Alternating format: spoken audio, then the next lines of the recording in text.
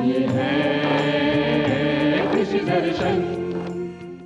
किसान भाइयों नमस्कार, कृषि दर्शन कार्यक्रम में आपका स्वागत है। ठंड के इस मौसम में आम जनजीवन तो प्रभावित होता ही है, साथ ही हमारे किसानों के लिए खेती में काम करना किसी चुनौती से कम नहीं है। ऐसी स्थिति में हमारे किसान को चाहिए कि मौसम के हिसाब से ही कृषि क्रियाएं करें। कौन कौन सी विशेष बातों का भी ध्यान रखें, कौन कौन सी सावधानियां बरतें, आइए इसी पर विस्तार से जानकारी लेते हैं आज के हमारी विशेषज्ञ डॉक्टर प्रियंका स्वामी से। आप सहायक आचार्य हैं कृषि विश्वविद्यालय जोधपुर में। आज हम सब चर्चा करेंगे कृषि जगत में मौसम की जानकारी का क्या महत्व है। एक समय था जब किसान भाई केवल जो जनरल मौसम की जानकारी थी उसको देखकर अपनी कृषि विधाओं को मैनेजमेंट करते थे, उनका किस तरीके से उन्हें क्रियान्वयन करना है अपनी कृषि क्रियाओं का, ये निर्धारण वो करते थे। लेकिन अब समय बदल चुका है, चूँकि आए दिन आप सब सुनते रहते हैं जलवायु परिवर्तन हो रहा है बड़ी तेज़ी से। अब हमें ज़रूरत है मौसम के अनुसार अपनी कृषि क्रियाओं को किस तरीके से हम लोग आयोजित करें कि मौसम का नुकसान भी हम हटा पाएँ, साथ ही जो बदलता हुआ मौसम है उसका फ़ायदा हम ले पाएँ।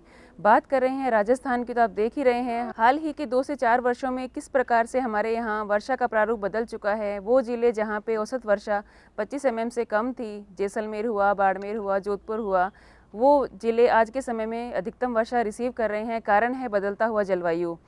आज आपके पास में मौसम की जानकारी देने के लिए तमाम एप्लीकेशंस हैं, लेकिन तब भी आज के समय में भी आपको भरोसा करना चाहिए भारत मौसम विज्ञान विभाग जो आपको सेवाएं दे रहा है, जिसकी जानकारी आप लोग दूरदर्शन, डीडी किसान और आकाशवाणी के माध्यम से प्राप्त करते हैं प्रतिदिन।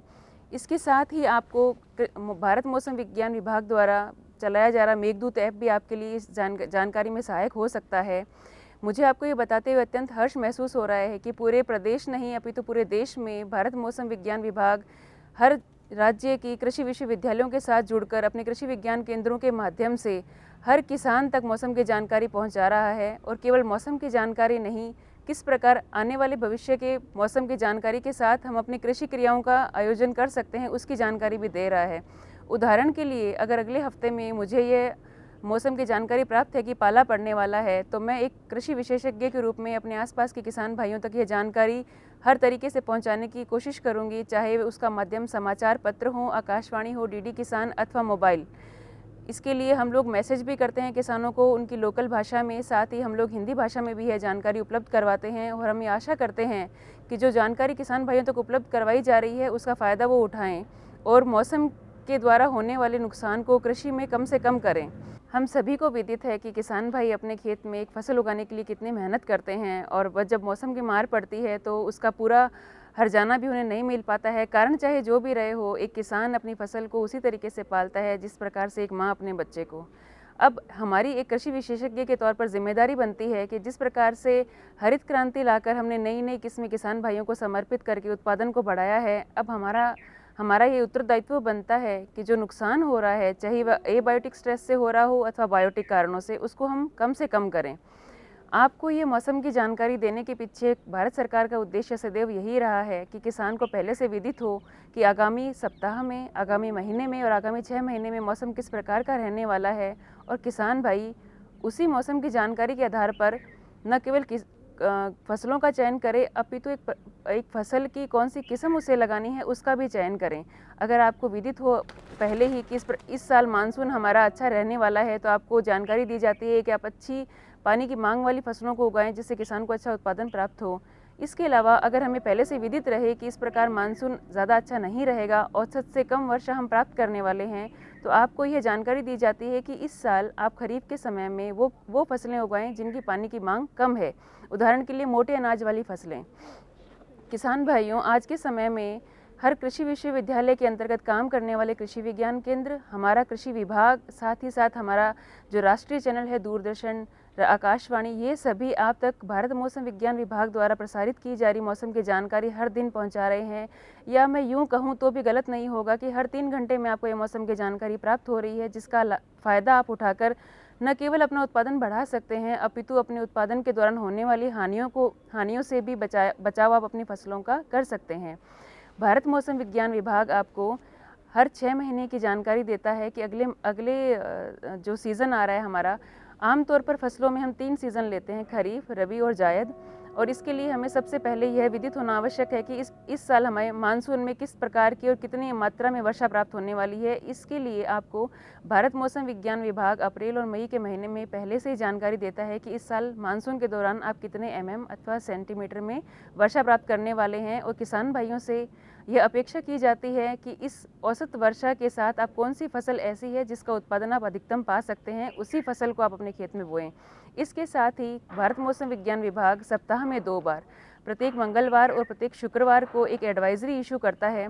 वह एडवाइजरी आपको कृषि विज्ञान केंद्रों में कार्यरत मौसम विशेषज्ञों अथवा कृषि विभाग के द्वारा और साथ ही हमारा जो राष्ट्रीय चैनल है उसके द्वारा आप तक पहुंचाई जाती है।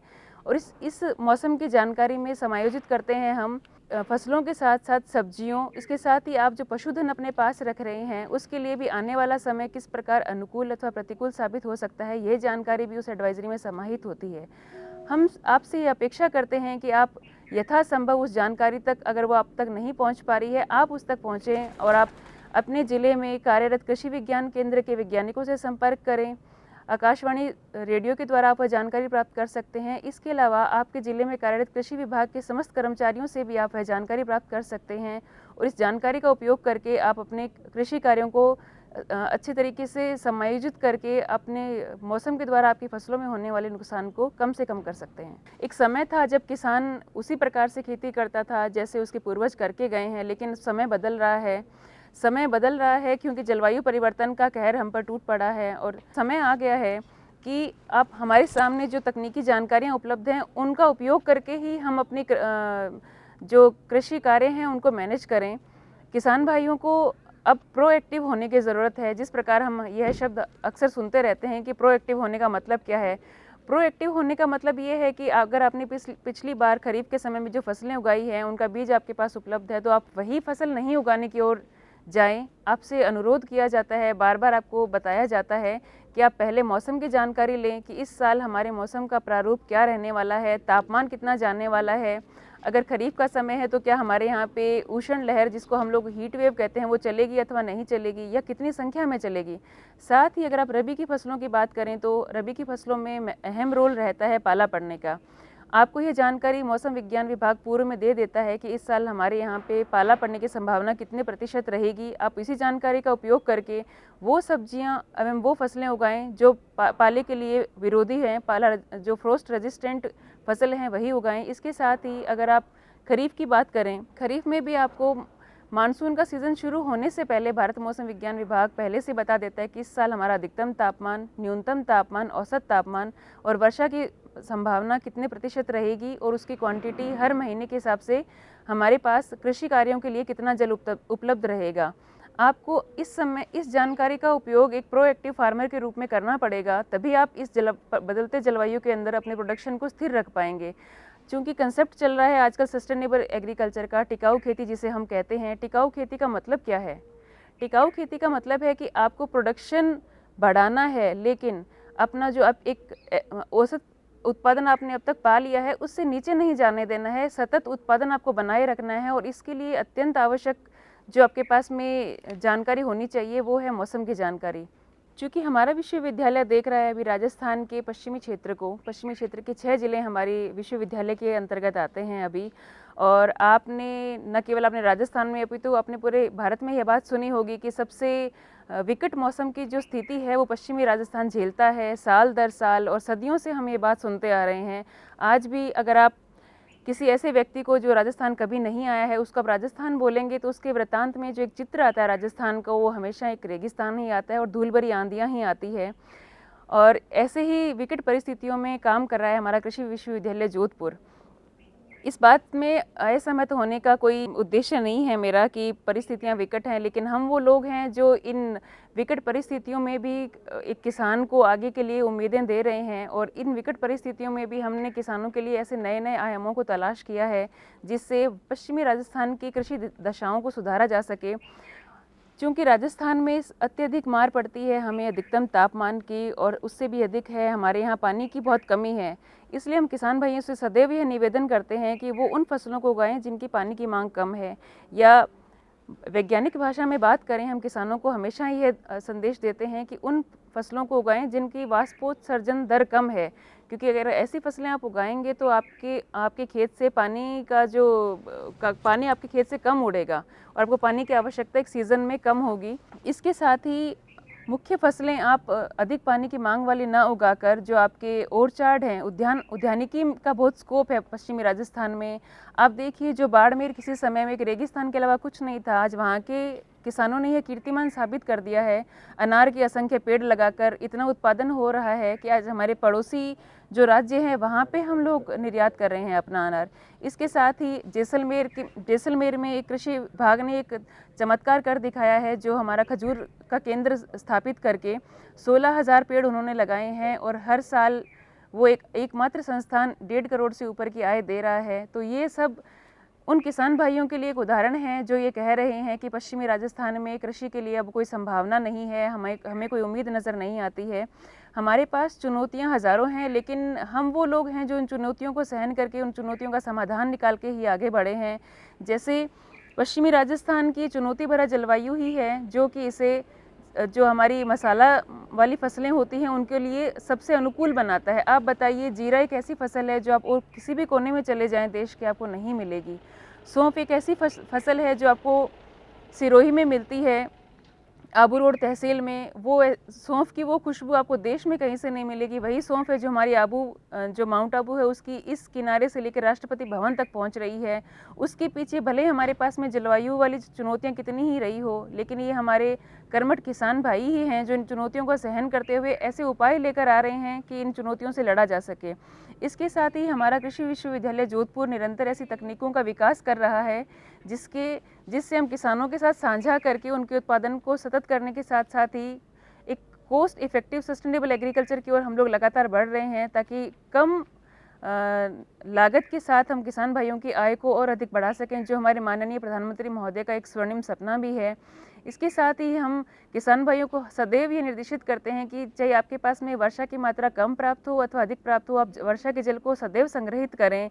ये कहने में एक बड़ी ऐसी बात लगती है कि हाँ, किसी ने हमें निबंध रचना में बोल दिया हो कि वर्षा जल संग्रहण करें, लेकिन पश्चिमी राजस्थान में अगर आप वर्षा जल संग्रहित करते हैं तो आपके पास न केवल खरीफ की फसल के लिए अच्छा पानी उपलब्ध रहता है, अपितु अगर रबी की फसल में भी आप कोई भी फसल उगाते हैं तो आपके पास में पानी की कमी नहीं होती है। किसान भाइयों के लिए भारतीय कृषि विकास परिषद सदैव तत्पर रहा है नई नई चीज़ों की जानकारियों को एकत्रित करके एक प्लेटफॉर्म पर उपलब्ध करवाने के लिए, और निरंतर आज वर्तमान समय में Indian council of agriculture research की तरफ से कुल 21 मोबाइल एप्लीकेशंस हैं जो किसान भाइयों को समर्पित हैं। वो एप्लीकेशन विभिन्न प्रकार के हैं। इनकी जानकारी किसान भाई ICAR की वेबसाइट पर जाकर प्राप्त कर सकते हैं या अपने निकटतम कृषि विज्ञान केंद्र कृषि विभाग के कोई भी ऑफिस से आप ये जानकारी प्राप्त कर सकते हैं।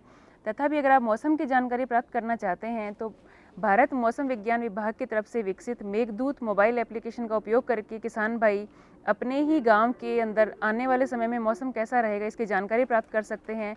यह जानकारी आपको हिंदी भाषा और अंग्रेज़ी भाषा दोनों में उपलब्ध रहेगी। इसके लिए आपको मेघदूत मोबाइल एप्लीकेशन डाउनलोड करके उसमें अपना मोबाइल नंबर और अपना नाम रजिस्टर करना पड़ेगा। उसके बाद आपको उसको दोबारा रजिस्टर करने की ज़रूरत नहीं है।